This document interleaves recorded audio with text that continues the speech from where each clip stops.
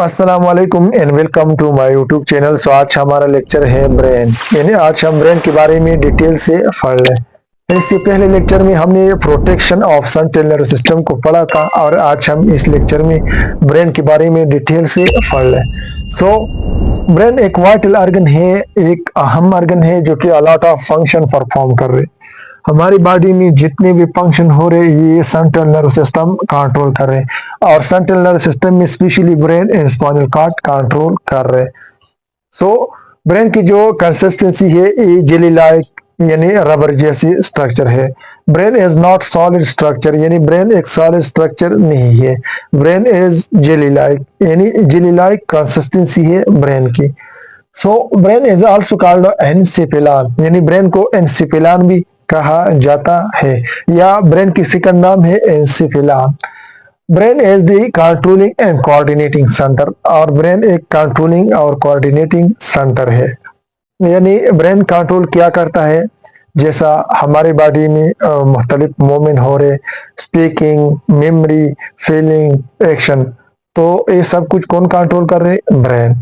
इस तरह कोऑर्डिनेट क्या कर रहे, जैसा कि सेंसरी सिग्नल को रिसीव कर रहे, मैसेज रिसीव कर रहे, हमें सेंस के जरिए पता चल रहे, या हाथ किसी चीज के साथ टच हो गया तो हमें पता चल रहा है कि ये ठंडा है, गर्म है, या किसी चीज की स्मेल कैसी है, टेस्ट कैसी है। तो ये सब कुछ कौन कोऑर्डिनेट कर रहे? ब्रेन। फॉर एग्जांपल, मेरा हाथ किसी चीज के साथ टच हो गया, यानी आग के साथ टच हो गया, तो इधर मेरा हाथ रिसेप्टर का काम कर रहे, यानी मैसेज रिसीव कर रहे हैं। सो जब रिसेप्टर ने मैसेज रिसीव किया तो रिसेप्टर ने मैसेज सेंसरी न्यूरॉन को दे रहे। इधर है सेंसरी न्यूरॉन जो कि मैसेज सेंट्रल नर्वस सिस्टम की तरफ लेके जा रहे हैं। अब सेंट्रल नर्वस सिस्टम में इस मैसेज के प्रोसेसिंग कर रहे और प्रोसेसिंग के बाद ये वापस रिस्पांस जनरेट कर रहे। ये है मोटर न्यूरॉन। मोटर न्यूरॉन जब सेंट्रल नर्वस सिस्टम में रिस्पांस जनरेट होता है तो ये वापस रिस्पांस मोटर न्यूरॉन को दे रहे, और मोटर न्यूरॉन वापस मैसेज इफेक्टर को दे रहे। जबकि इफेक्टर इधर मेरा हाथ है तो मैंने हाथ हटाया और मेरा हाथ जलने से बच हो गया। तो ये सब कुछ किसने कंट्रोल किया, किसने कोऑर्डिनेट किया? तो ये सेंट्रल नर्वस सिस्टम ने कोऑर्डिनेट किया, यानी सेंट्रल नर्वस सिस्टम इस तरह कोऑर्डिनेशन में इन्वॉल्व होता है। Brain is also called information storage centre, यानी ब्रेन को इंफॉर्मेशन स्टोरेज सेंटर भी कहा जाता है। यानी ये इंफॉर्मेशन स्टोर कर रहे, जैसे लॉन्ग टर्म मेमोरी हो गया, शॉर्ट टर्म मेमोरी हो गया, तो ये इंफॉर्मेशन स्टोर कर रहे, इस वजह से इसको इंफॉर्मेशन स्टोरेज सेंटर भी कहा जाता है। अब हमारे लोकेशन पे कि ब्रेन की लोकेशन किधर है, below the cranium and the skull, यानी ब्रेन क्रीनियम के नीचे स्कल में मौजूद थे। ये हमारा स्कल है, इसमें ब्रेन मौजूद है, और ये जो बोन है इसको क्रीनियम कहा जाता है। तो ये बिलो द क्रीनियम स्कल में मौजूद थे। शेप प्यारे, सो वॉलनट शेप, यानी ब्रेन की जो शेप है ये अखरूट जैसी स्ट्रक्चर है, बिल्कुल अखरूट की तरह। इसमें एलिवेशन और डिप्रेशन भी है। सो वेट ऑफ ब्रेन, यानी ब्रेन की वेट, वजन 1.34 kg, यानी किलोग्राम में 1.34 kg है। आप ग्राम में भी याद कर सकती है, जैसा कि 1200 gram to 1400 gram. But male have more brain weight than female, यानी मेल में ब्रेन का वेट थोड़ा ज्यादा होता है as compare to female. But brain weight is not refer to intelligent, यानी इसका मकसद ये नहीं है कि मेल ज्यादा इंटेलिजेंट होगा, इसमें ब्रेन का वेट ज्यादा है। Intelligent is intrinsic factor, intelligent is not refer to brain weight, यानी ब्रेन वेट के साथ इंटेलिजेंट का कोई ताल्लुक नहीं है। इंटेलिजेंट तो एक इंट्रिंसिक फैक्टर है। इस तरह इंटेलिजेंट तो फोल्डिंग पे भी डिपेंड कर रहे हैं, यानी जितना ज्यादा फोल्डिंग होगा उतना ज्यादा इंटेलिजेंट होगा, लेकिन वेट के साथ इसका ताल्लुक नहीं है। अब हमारे सप्लाई पे, blood supply, about 750 ml blood supply पर मिनट, यानी ब्रेन को पर मिनट में 750 ml ब्लड सप्लाई हो रहे। But it require constant supply, यानी इसको कंटिन्यू सप्लाई की जरूरत है। Because brain can not store oxygen and nutrient, क्योंकि ऑक्सीजन और न्यूट्रिएंट ब्रेन में स्टोर नहीं हो रहे। मैं ये जुमला इधर लिख रहा हूं, brain can not store oxygen and nutrients. So brain को कंटिन्यू सप्लाई इसलिए जरूरत है कि ब्रेन ऑक्सीजन और न्यूट्रिएंट को स्टोर नहीं कर रहे, इसलिए इसको कंटिन्यू सप्लाई की जरूरत है। अगर ब्रेन को 3-4 मिनट की सप्लाई बंद हो गया तो ये जानलेवा हो सकता है। So lamp is absent in central nervous system, यानी सेंट्रल नर्वस सिस्टम में लैम्प एब्सेंट होता है, सेंट्रल नर्वस सिस्टम में लैम्प नहीं होता। पार्ट ऑफ ब्रेन, यानी ब्रेन को मेनली 3 पार्ट में डिवाइड किया, जिसमें फर्स्ट पार्ट आ रहा है फॉर ब्रेन, इस तरह सेकंड पार्ट है मिड ब्रेन और थर्ड है हाइंड ब्रेन। अब फोर ब्रेन का सेकंड नाम है प्रोसेनसेफेलॉन, इस तरह मिड ब्रेन का सेकंड नाम है मेसेनसेफेलॉन और हाइंड ब्रेन का सेकंड नाम है रम्बेनसेफेलॉन। अब फोर ब्रेन मिड ब्रेन और हाइंड ब्रेन को फर्दर डिवाइड किया। अब हम फोर ब्रेन की फर्दर डिवीजन देख रहे हैं। सो फोर ब्रेन को फर्दर 2 पार्ट में डिवाइड किया, जिसमें फर्स्ट आ रहे टेलेनसेफेलॉन और सेकंड आ रहे डाइनसेफेलॉन। इस तरह टेलेनसेफेलॉन में हम अल्फैक्टरी बल्ब्स के बारे में पढ़ेंगे, इस तरह सेरेब्रम के बारे में पढ़ेंगे, जबकि डाइनसेफेलॉन में थैलेमस और हाइपोथैलेमस, एमाइगडाला और हिप्पोकैम्पस के बारे में पढ़ेंगे। इस तरह मिड ब्रेन में हम सेरेब्रल पेडंकल के बारे में पढ़ेंगे और क्वारफोरा क्वाड्रिजेमिना के बारे में पढ़ेंगे। इस तरह हाइंड ब्रेन में सेरेब्लम, फोन और मेडुला ओब्लांगेटा, इन चीजों के बारे में पढ़ेंगे। अब सेरेब्लम और फोन को मेटेनसेफेलॉन भी कहा जाता है, मैं इधर लिख रहा हूं मेटेनसेफेलॉन। सो सेरेब्रम और फोन को कलेक्टिवली मेटेनसेफेलॉन भी कहा जाता है।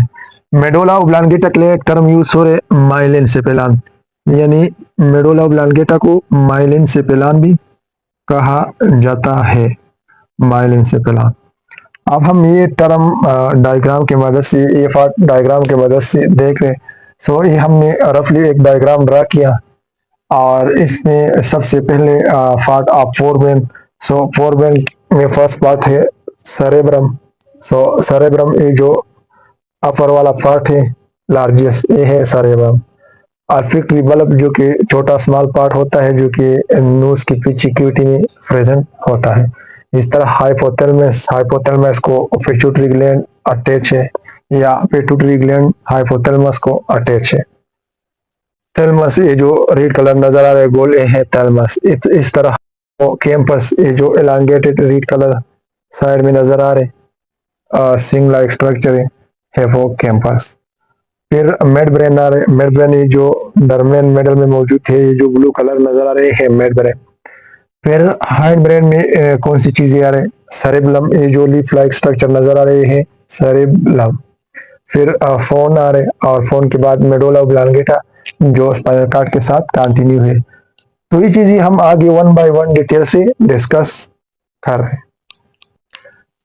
सो हम पार्ट ऑफ ब्रेन डिस्कस कर रहे हैं, जिसमें सबसे पहला पार्ट आ रहा है fore brain. So fore brain का सेकंड नाम है प्रोसेनसेफेलॉन, यानी फोर ब्रेन को प्रोसेनसेफेलॉन भी कहा जाता है। Fore brain form 80% of brain, यानी हमारा ब्रेन 80% ब्रेन जो कि फोर ब्रेन बना रहे। It is the first and largest part of brain, ये फर्स्ट और लार्जेस्ट पार्ट है ब्रेन का। और मिडल यानी mid brain is a smallest part of brain, यानी मिड ब्रेन स्मॉलेस्ट पार्ट है ब्रेन का। इस तरह hind brain dorsal region, lower region of skull में मौजूद है। Fore brain divide into 2 part, और फोर ब्रेन 2 पार्ट में डिवाइड किया। फर्स्ट है टेलेनसेफेलॉन और सेकंड है डाइनसेफेलॉन। सो अब हम इधर टेलेनसेफेलॉन के बारे में पढ़ ले और डाइनसेफेलॉन के बारे में हम बाद में डिस्कस कर रहे हैं। सो टेलेनसेफेलॉन कंसिस्ट 2 पार्ट, यानी टेलेनसेफेलॉन 2 पार्ट पे मुश्तमिल है और ये लार्जेस्ट पार्ट है ब्रेन का। फर्स्ट है अल्फैक्टरी बल्ब्स और सेकंड है सेरेब्रम। सो अल्फेक्टरी बल्ब ये स्मॉलेस्ट पार्ट है और ये बिल्कुल मिडल ऑफ द सेरेब्रम यानी नोज की पीछे साइड में प्रेजेंट है। और इसका जो फंक्शन है सेंस ऑफ स्मेल यानी स्मेल के डिटेक्शन इसके रिस्पॉन्सिबिलिटी है। अब हम सेकंड पार्ट प्यारे cerebrum. Cerebrum is the largest part of brain heaving mini force यानी सेरेब्रम ब्रेन की लार्जेस्ट पार्ट है जो काफी ज्यादा फोल्ड पे मुश्तमिल है। यानी हमारा cranium upper region of scale सारा किसने कवर किया? सेरेब्रम ने। So cerebrum is the largest part of brain. जिस तरह हमने पढ़ा कि forebrain is the largest part, फिर फोर ब्रेन में टेलेंसिपिलान है लार्जेस्ट पार्ट और टेलेंसिपिलान में सेरेब्रम लार्जेस्ट पार्ट है। अब हम स्ट्रक्चर ऑफ सेरेब्रम पे आ रहे हैं। सो सेरेब्रल हेमिस्फीयर। सो सेरेब्रल हेमिस्फीयर, ये जो हेमिस्फीयर यूज हो रहे इसका मतलब क्या है? एक तो स्पीयर होता है जो कंप्लीट यानी सर्कल जैसे होता है। अब अगर आपने स्पीयर को काट लिया ऐसे दरम्यान में आपने स्पीयर को काट लिया, ये हो गया टू हेमिस्फीयर, राइट हेमिस्फीयर और लेफ्ट हेमिस्फीयर। इस तरह सेरेब्रम टू पार्ट में डिवाइड है, एक है लेफ्ट सेरेब्रल हेमिस्फीयर और एक है राइट सेरेब्रल हेमिस्फीयर। यानी आप डायग्राम में भी देख सकती है, ये डायग्राम ऑफ ब्रेन और स्पेशली सेरेब्रम है। अगर आप सेरेब्रम को सुपीरियर व्यू यानी ऐसे देखती है तो ये आपको बिल्कुल इसी तरह नजर आएगा। एक साइड पे है राइट सेरेब्रल हेमिस्फीयर और एक साइड पे है लेफ्ट सेरेब्रल हेमिस्फीयर और दरमियान में जो कट्स नजर आ रहे हैं ये दोनों सेरेब्रल हेमिस्फीयर को सेपरेट कर रहे हैं। आप दूसरे डायग्राम में भी देख सकती है, ऐसे डायग्राम ब्रेन का आपको कब मिलेगा? जब आपने क्रॉस सेक्शन लिया यानी ब्रेन को डिवाइड किया और एक साइड लिया। ये है ब्रेन का एक साइड, ऐसी ब्रेन आपको एक साइड का नजर आएगा। ये हो गया right cerebral hemisphere for example. अब जो लेफ्ट सेरेब्रल हेमिस्फीयर होगा वो दूसरी इस साइड पे होगा, बाहर साइड पे होगा। ये हमने एक लिया जस्ट अंडरस्टैंडिंग के लिए। अब कुछ टर्म यूज हो रहे, एक ये फीलियम यानी फीलियम क्या है? Dorsal wall of cerebrum is called pallium. ये जो सेरेब्रम के डॉर्सल वॉल है इसको फीलियम कहा जाता है। लेट्स सपोज ये डायग्राम है ब्रेन का और इसका ये इंटीरियर साइड है और ये है पोस्टीरियर साइड। अब इस साइड पे जो चीज आ रही है इंटीरियर साइड में आएगा और इस साइड पे जो चीज आ रही है पोस्टीरियर साइड पे आएगा। अब इधर जो लिख रहे हैं dorsal wall of cerebrum is called pallium यानी इस साइड पे जो चीज आ रही है ये है डॉर्सल साइड, इसको फीलियम कहा जाता है। लेट्स सपोज ये है मेरा ब्रेन और ब्रेन में जो ये अपर वाला रीजन है ये है सेरेब्रम। अब सेरेब्रम की इस साइड पे जो चीज आ रही है इसकी वॉल को क्या कहा जाता है? फीलियम। अब दूसरा है कार्पोरा स्टेरेटा। कार्पोरा स्टेरेटा क्या है? Ventrolateral wall of cerebrum is called corpora striata यानी वेंट्रल और लेटरल वॉल को कार्पोरा स्टेरेटा कहा जाता है। इस साइड पे वेंट्रल वॉल आ रहे इस साइड पे और लेटरल इस साइड पे आ रहे। ये वेंट्रल और लेटरल इसको क्या बोलती है? कार्पोरा स्टेरेटा। अब अनदर टर्म यूज हो रहे कार्पस कैलोसम। कार्पस कैलोसम क्या है?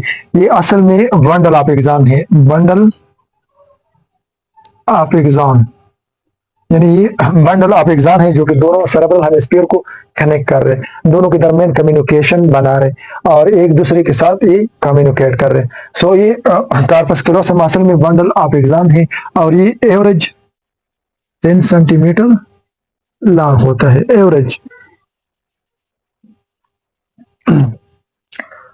Corpus callosum connect right and left cerebral hemisphere यानी कार्पस कैलोसम राइट और लेफ्ट सेरेब्रल हेमिस्फीयर को कनेक्ट कर रहे हैं। आप डायग्राम में देख सकती है ये जो रेड कलर नजर आ रही है corpus callosum. Corpus callosum right और लेफ्ट सेरेब्रल हेमिस्फीयर को कनेक्ट कर रहे हैं। आप दूसरी डायग्राम में भी देख सकती है ये है सेरेब्रम और इसके जो रेड कलर इसमें नजर आ रही है कार्पस कैलोसम। ये कार्पस कैलोसम दो सेरेब्रल हेमिस्फीयर को कनेक्ट कर रहे हैं। अब अनदर टर्म यूज हो रहे जीनू यानी जीनू क्या है? Interior in of corpus callosum is called genu यानी interior part of corpus callosum को जीनू कहा जाता है। लेट्स सपोज ये है कार्पस कैलोसम, जैसा मैंने बोला कि ये है इंटीरियर साइड और ये है पोस्टीरियर साइड। अब जो इंटीरियर साइड है कार्पस कैलोसम की इसको जीनू कहा जाता है, जीनू। ये हो गया जीनू। अब अनदर टर्म यूज हो रहा है स्प्लेनियम। posterior end of corpus callosum is called splenium। अब जो posterior साइड आ रहे हैं या posterior end of corpus callosum आ रहे हैं इसको splenium कहा जाता है यानी ये है splenium। सो ये हो गया posterior in. अब इनदर टर्म यूज हो रहे गायरी एंड सल्काई. सो गायरी और सल्काई क्या है? Surface of cerebrum contain a folded called Gayri and sulci. यानी cerebrum के सरफेस पे जो फोल्डेड होता है, जो एलिवेशन और डिप्रेशन होता है, इसको क्या कहते हैं? Gayri and sulci. यानी मैं रफली डायग्राम ड्रा कर रहा हूँ, लेकिन ये जो डायग्राम में ये वाला नजर आ रहा है, ये है गायरी और सल्काई, यानी ये जो फोल्डेड नजर आ रहा है. लेट्स सपोज मैं इधर रफली एक डायग्राम ड्रा कर रहा हूँ.